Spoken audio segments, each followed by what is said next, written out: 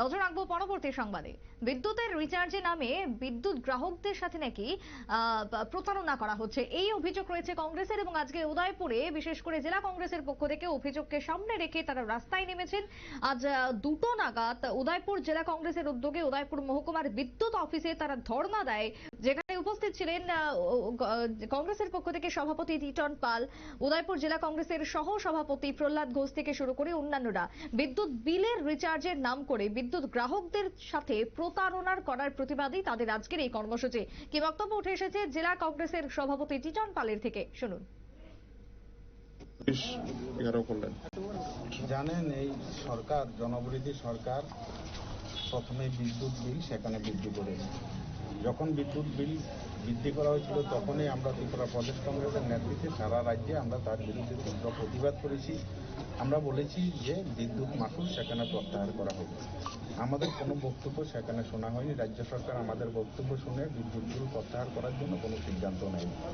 তার পরবর্তী সময় দেখলাম যে যারা বিদ্যুৎ ভোক্তা তাদের পকেট কাটার জন্য সেখানে রিচার্জ সেখানে চালু করেছেন। মোবাইলে যেভাবে রিচার্জ করা হয় সেভাবে বিদ্যুতেরও সেখানে কার্ড দেওয়া হয়েছে, কার্ড চালু করা হয়েছে, রিচার্জ করা হচ্ছে।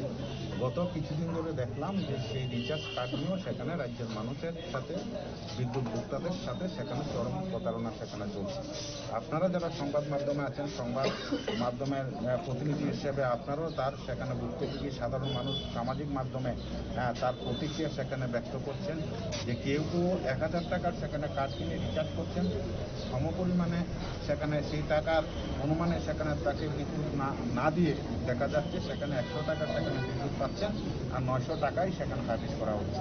এই সমস্ত ঘটনা নিয়ে সারা রাজ্যের যারা বিদ্যুৎ ভোক্তা রয়েছে তাদের মধ্যে একটা চরম আতঙ্ক এবং হতাশা এবং ক্ষোভ সেখানে তৈরি হচ্ছে। সেই কারণে আজকে উদয়পুর জেলা কংগ্রেসের তরফ থেকে আমরা এই মহকুমার বিদ্যুৎ দপ্তরের সামনে আমরা এসেছি। আমরা আজকে এখানে কোনো প্রতিনিধিমূলক ডেপুটেশনের কোনো ব্যাপার নেই। আমরা প্রতীকী সেখানে আমরা প্রতিবাদ করছি, ধর্ণা দিচ্ছি। আমরা আমাদের এই বিক্ষোভ ধর্ণার মাধ্যমে আমরা রাজ্য সরকারের কাছে আমরা দাবি করতে চাই যে সমস্ত বিদ্যুৎ গ্রাহকদের সাথে প্রতারণা করা হয়েছে, রিচার্জ কার্ডের নামে সেখানে অতিরিক্ত চার্জ কাটা হয়েছে সমপরিমাণ। আপনারা শুনলেন টিটন পালের বক্তব্য। গ্রাহকদের সাথে প্রতারণা করা হচ্ছে, প্রত্যেকটা ক্ষেত্রে দাম বৃদ্ধি থেকে শুরু করে রিচার্জের নামের এই প্রতারণার অভিযোগকে সামনে রেখে আজকে তারা ধর্নায় সামিল বিদ্যুৎ অফিসের ঠিক সামনে। ছোট্ট বিরতির পর ফিরছি, সঙ্গে থাকুন।